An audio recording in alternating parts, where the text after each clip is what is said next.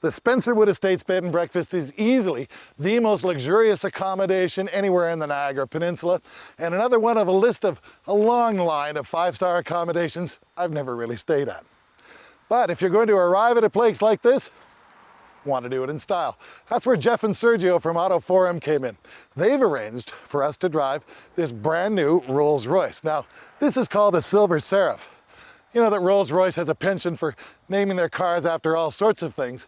A Seraph is a six-winged angel. I'm sure we can get that fixed later. So, leaving from a place like this, one wants to do it with an element of style. One doesn't simply drive away, one motors away in a Rolls-Royce. $400,000 worth of automobile normally comes in a sports car configuration in my lifetime, but in this particular case, it's in the form of this beautiful Rolls-Royce Silver Seraph. The manufacturer says that even though it's got modern styling, it's reminiscent of the silver clouds and silver ghosts of the 50s and 60s. Well, dare I say that if this is reminiscent of those cars of the 50s and 60s, it's akin to a good belch at being reminiscent of a fine gourmet meal. Now, if you're a diamond cutter, no problem cutting the Hope Diamond in the back seat as we motor along here. There's some 330 some odd horsepower available here, delivered by, dare I say it, a BMW V12. I'm sure that Rolls and Royce would be just a little bit uncomfortable knowing the fact that their cars were being powered by German engines. Now, there's enough cowhide in here to make even a stockyard nervous.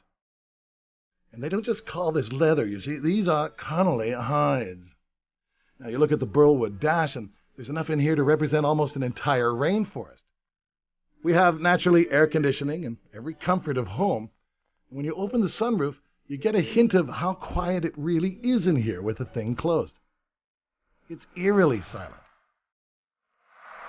Now, there comes a time when you've got to ask yourself, do you really need a car like this? Well, of all of the cars we've driven, I can uncategorically say, absolutely not. You don't need a car like this. But do you want a car like this? Well, as the license plate on this car would suggest, if you've made it, this might be one of the cars that you'll go out and get. Not because it's a handler, not because it's a lot of fun to drive, but simply to show off to your friends and neighbors that you've got more money than God.